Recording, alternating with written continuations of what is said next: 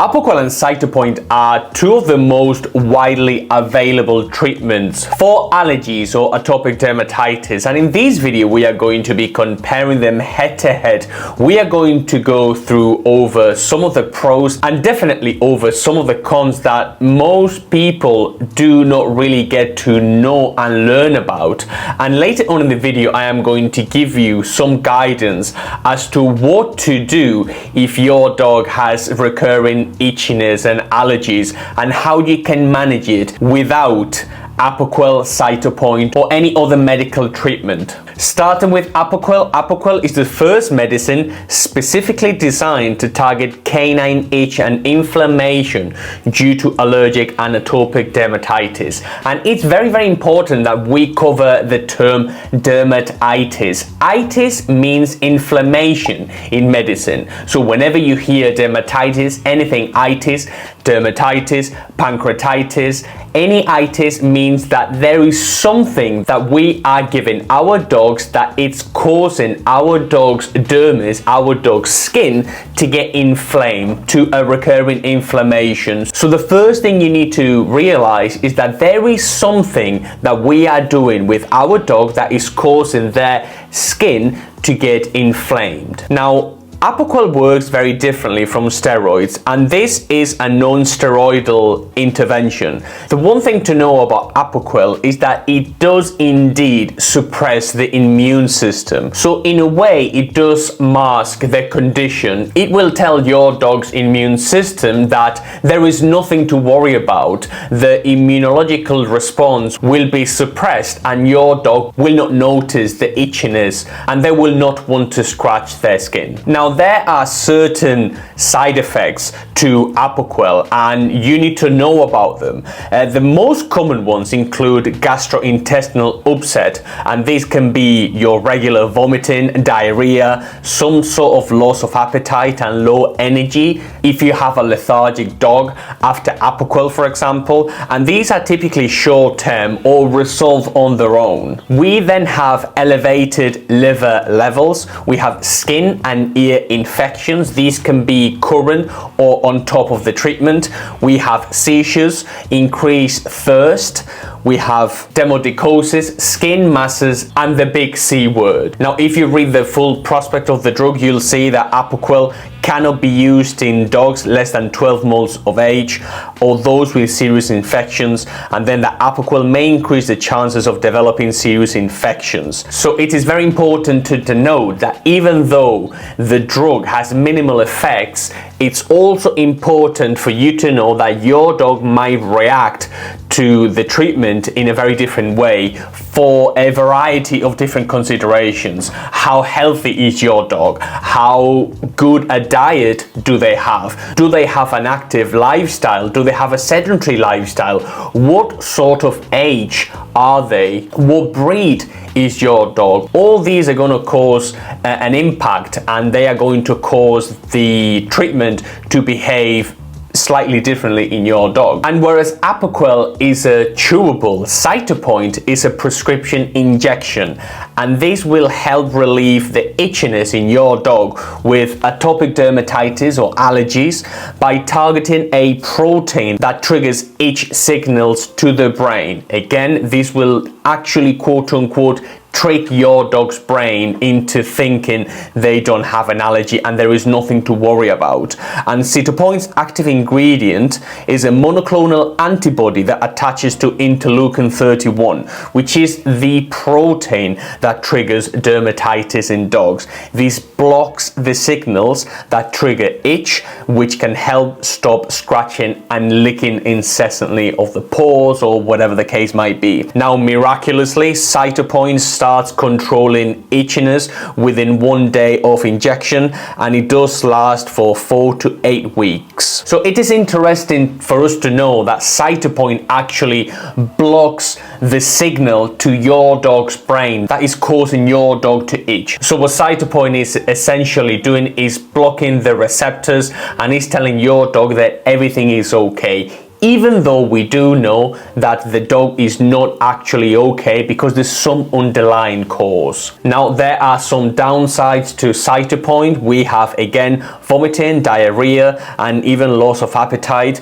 among others. And again, depending on your dog's age, breed, underlying health issues, or diet, your dog might respond to the treatment better or worse depending on their overall health. So one is a chewable, the other one is an injection. Which one is better? Well, both of them seem to be doing something very, very similar, and both of them, in my opinion, have a very, very limited efficacy window. Yes, I do acknowledge, and we see this all the time, that dogs that are put on Cytopoint or Apoquel do have the dermatitis be suppressed for a period of time. But as with any pharmacological intervention, as with any medicine that me or you will ever take, our bodies will build up a tolerance to them, and their efficacy might wane over time. So it is very, very important that this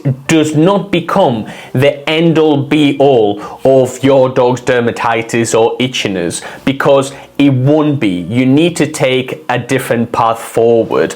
In the case of Cytopoint, for example, even though it tends to be quite liver friendly, your dog's immune system is going to develop a tolerance. It's going to develop the antibodies that will eventually make the Cytopoint not as effective. And something very, very similar is going to happen with Apoquel. If you take a paracetamol every day, for example, and I'm not suggesting that you do so, the efficacy of that paracetamol is going to wane over time, because you are going to have to build up the tolerance for it, and you might need something stronger and stronger, when the actual solution to your problem might be to go to bed slightly earlier or to drink a bit more water during the day. So to the actual solution to the problem, you have basically three different solutions or three different pain points. The first one is food, the second one is environment, and the third one is breed specific. And I'm going to help you with those three.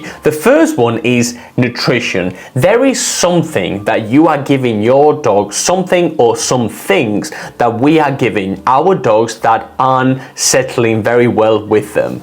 It tends to be sometimes that dogs get a lot of inflammatory ingredients in their food. Commercial pet food sometimes cannot be the best and the most appropriate for our pets, and so they include a lot of inflammatory ingredients that should not be in pet food, and therefore, because our dogs are fed twice a day forever, they might have developed some sort of health issues, and one of those could be atopic dermatitis or the inflammation of the skin. So the first thing we need to do is to rule out any inflammatory ingredients. We don't want to see any wheat gluten, we don't want to see any cereals, we do not want to see any barley, any corn, any maize, and then we do not want to see, for example, any sugar or anything that is quite unspecific. So if we see something like animal fats, or if we see something like meat and animal derivatives or animal flavors or natural flavors,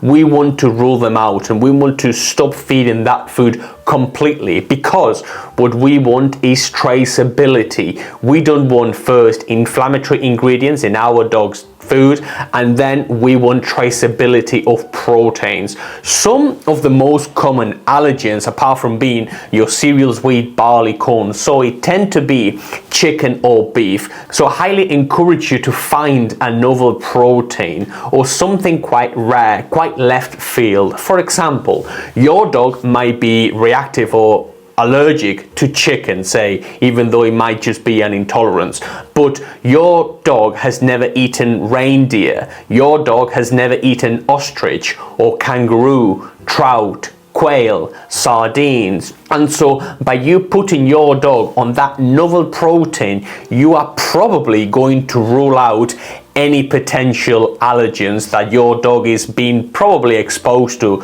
on a very recurrent basis or daily basis. So I highly encourage you to read the ingredients of the food and the treats you give your dog. That would probably be the first thing I would do, and that, in my opinion and our experience, solves about 95% of cases. And by the way, if you want to save some money at the vet potentially, you can download our dog allergy test sheet. It has been downloaded thousands of times by a lot of people who have found it incredibly useful. And so by you following what the guide tells you to do, you will be able to identify whether nutrition is actually what you need to be concerned about and what to do and what not to do. And it might help you not give your dog any Apoquel or Cytopoint for that matter. The second one is environmental or seasonal, and these tends to happen with a new season or with the environment, and it can be quite hit and miss. Potential allergens could be dust mites, it could be sand, it could be grass, it could be pollen. We do not know, and so it is best for you to actually check your dog's state on a seasonal basis and see, and if you can find any common patterns. So for example, if our dog seems to not be okay with grass sometimes during the spring or whatever, try to walk the dog not on grass and try to stick to one particular walk every single day. See if that helps. Other things that can help with environmental allergies are things like oatmeal baths or goat milk baths. Anything that can soothe the skin in a natural way. Coconut oil, for example, will be very, very beneficial. A turmeric supplement, omega-3s, anti-inflammatories. There's lots of things you can do that will actually help your dog during seasonal allergy season. And the third one is breed specific, and this one is a bit of a tricky one. If you happen to have a very delicate litter or a very delicate breed, say a blue Labrador or a blue Staffy or one of these designer, more outlandish quote-unquote breeds, your dog might inherently have some health issues built into them. French Bulldogs, for example, are very prone to having allergies and dermatitis because they have been overbred or tailored to look a very, very specific way. And so sometimes it is very hard sometimes for those dogs to live a very healthy and happy life. But again, a good diet will totally help. Another thing that you need to probably be very aware of is that veterinarians these days are corporate owned. And that just means that they have become a lot more effective at managing money and appointments than to actually spend a lot of time with you and understand the full scope of the issue with your dog or cat. And so it is often the case that you have a very limited amount of time with your vet, so your vet is going to see you for a very limited amount of time. You are going to tell them what's wrong with the dog, and he or she is straight away going to prescribe something without considering anything else apart from that particular medicine or treatment. It is very unlikely that your veterinarian is going to have an in-depth conversation about your dog's breed, your dog's health issues, any underlying breed or litter specific issues, for example, any specific dietary requirements. It is very unlikely that they are going to have enough time to form a full picture and to check what's happening with your dog cannot be solved in another way. And they are probably more prone to prescribing what they think is going to help you there and then. But as we have discussed, these treatments will be ongoing and they will not address the underlying issue. And the underlying issue is that we have an inflammation problem, and the inflammation problem needs to have a cause. We can't just be masking the symptoms forever, because those are probably going to flare up. So by us digging in deep and finding out what's actually going on in our pet will be able to help our pet and potentially getting them off the meds forever. Now, these drugs aren't of course magical, and for example, Apoquel, one of the ingredients it contains is pork liver powder. And so let's say that your dog is allergic or reactive to pork, for example, and pork is one of the most common proteins, so a lot of dogs are reactive to pork. Apoquel contains pork liver powder, so Apoquel might not be the right treatment for your dog, and so your veterinarian might not actually make the one-to-one correlation causation, and they might prescribe or recommend Apoquel, and you might take them on the offer, and you are still doing something that's not agreeing with your dog. What you also need to know is that Zoetis, which is the manufacturer of these drugs, have sales reps that are deeply embedded in veterinarian practices, and at the end of the day, Zoetis have the responsibility to be as professional and as mindful as they possibly can. But at the end of the day, they want to make money. So any studies they have come up with do shine a positive light into these medicines. And so the leaflets or the conversations between Zoetis' sales reps and your veterinarian might have been very, very positive. And in a lot of cases, they are overwhelmingly positive. And these drugs help millions and millions of dogs. What I'm saying is that you cannot expect everything to go okay just because it's you and just because it's your dog. You have to actually dig deeper, and you have to be responsible for your dog's overall health. So yes, I do understand that your vet will be the one prescribing and recommending and your point of contact between the medication and your dog, but also bear in mind that there is a sales process behind it and a very limited time that is given these days to patients, and a lot of vets are seeing patients back to back, and what they want to see is sometimes quick progress. I would say that 90+% of people we speak about when it comes to these prescription meds are people who fail to understand nutrition, who do not understand, for example, that some of their veterinary prescription diets might contain sugar or wheat gluten or these animal fats.